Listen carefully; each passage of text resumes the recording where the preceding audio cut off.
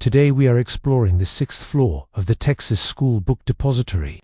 This is our first episode of a new series called Exploring History. If you like this kind of content, then please hit subscribe and make sure you click the bell so you never miss an upload.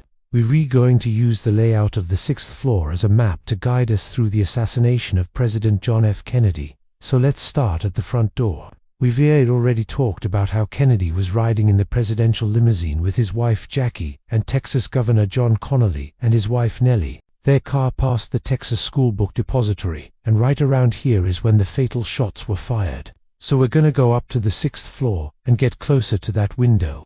But before we do, let's talk about what we know. What we know comes from witness testimonies, ballistics tests, and forensic evidence. What we don't know is what has spawned endless conspiracy theories. You should know that there are multiple versions of events surrounding the assassination. The one I'm telling you today is the official account from the Warren Commission. So here we are at the window. This is the window where the Warren Commission says President Kennedy was shot. Let's get closer. Here's where the magic happened, or maybe it didn't. It depends on whether you believe the Warren Commission report. The commission said that Lee Harvey Oswald positioned himself in this spot, fired 3 shots, and used this window ledge to steady his aim. After the 3rd shot, he calmly walked away. But before he could leave the building, he was spotted by a building employee, and then he ran. Let's take a look at the window from outside the building, because the top of the window is slightly higher than the president's head when the car passes. The Warren Commission believes that Lee Harvey Oswald propped the rifle onto the window ledge to fire the fatal shots. The Warren Commission believed that Oswald was a trained marksman, and that he set up the shot to ensure the greatest chance for accuracy. If this is true, then we need to ask why. Why would Oswald want to kill President Kennedy? We may never know for sure because Oswald died before he could stand trial. But in the years leading up to the assassination, Oswald wrote letters expressing communist beliefs, tried to defect to the Soviet Union, and expressed anger toward the United States government. All of this might suggest a motive. The reason this window is so important is because it is physical evidence of the Warren Commission's theory. If Oswald was in this window, then the acoustics of the room would support eyewitness accounts, saying the shots came from behind the presidential limousine. If Oswald was in this window, then the bullet trajectory would explain how Kennedy was hit in the back. If Oswald was in this window, then the distance between him and the presidential limousine makes sense. But if Oswald wasn't in this window, then we have to wonder where he was, and what evidence am I missing? There's a lot of evidence to support the idea that Oswald was in this window. For example, a fragment of the president's glasses was found in this room. We also know that the rifle was found near this window in a room just like this one. But there's another window in this room. There's actually 4 windows in this room. And all these windows make me wonder, what if Oswald didn't shoot the president from this window, but from this one? The one problem is that none of the trajectories work from this window. If Oswald was shooting from this window, then the bullets would have come from the front of the motorcade instead of behind it. Of course, the answer to my question could be sitting right here in this room. You see, if we're going to know for sure if the fatal shots were fired from this window, then someone needs to tell us what happened to the 4th window. Remember, there are 3 empty shell casing on the floor here, and 3 bullet holes in the window. That would mean that all 3 shots were fired through this window. But we also know from eyewitness testimony that they heard between 4 and 6 shots. Where's the evidence for the other shots? Did they go through another window? Maybe this one? I think it's time to bring in an expert. Hi, everyone. I'm a licensed professional counselor in Frisco, Texas, just north of Dallas. I have experience working with law enforcement, the military and federal agencies. I'd like to look at the trajectory of the fatal shots. Alright, so if you look at the trajectory, there's no way that these shots could have been fired from the front window. Now, look at this window here. It looks like it lines up perfectly with the fatal shots. Now remember, the official story says that there were 3 shots fired from this window. Well, look at the number of bullet holes in the glass. We only see 2.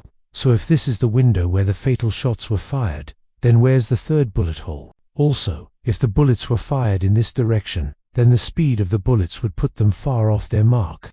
In fact, the only window that looks like it could support the official story is this window right here. It aligns perfectly with the fatal shots, and there are 3 bullet holes. Now, let's take a look at the ballistic evidence. These are the 3 bullet casings found near the window. We know from the official report that these are the exact casings from Lee Harvey Oswald's rifle. So if we can find the weapon, then we might be able to tell if it was fired from this window. And here it is. Here's the rifle allegedly used to assassinate President Kennedy.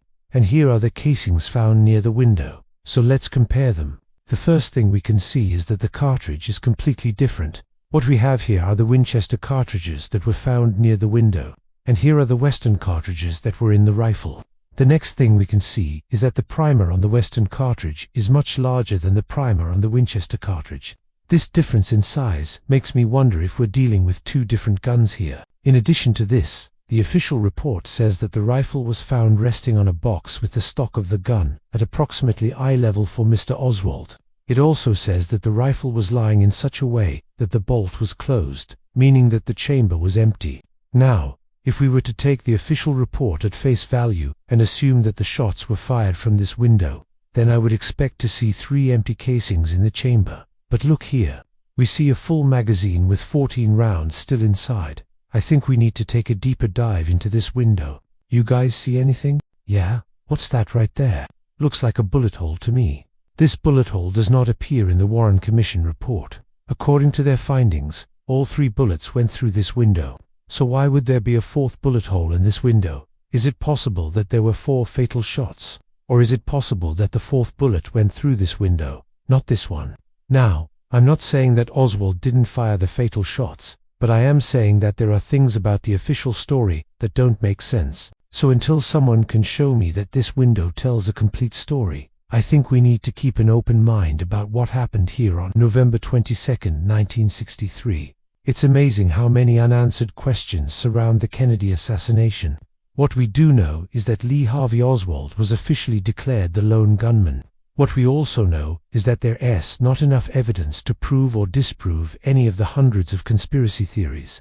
But what I find most fascinating about this case is that people still argue over the smallest pieces of evidence. Here, in this room, we have a piece of metal that's no bigger than a thumbnail. And for nearly 60 years, people have argued over what it means. What we have here is a fragment of JFK's glasses. The Warren Commission believed this piece of glass broke off the right lens of President Kennedy's glasses. They say that the fragment came from a back window of the limousine. But is it possible that this tiny piece of glass came from the windshield? If it did, then that would mean that the fatal shots were fired from the front of the motorcade. I guess the lesson here is that without 100% certainty, the truth will always be up for debate. The most important thing that we can take away from today is that this room isn't haunted. Yes, a terrible crime happened here, but nothing like this ever happened again.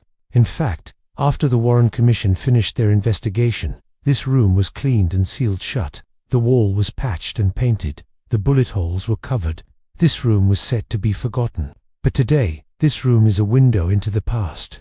It gives us a glimpse of an event that changed the world. Maybe we will never know everything that happened here, but we can be grateful for the pieces of history that we do have. And that's the end of our first episode of Exploring History. Leave your thoughts below. What did you learn? What did you think? What do you want to see next? Thank you for watching, and thank you for listening.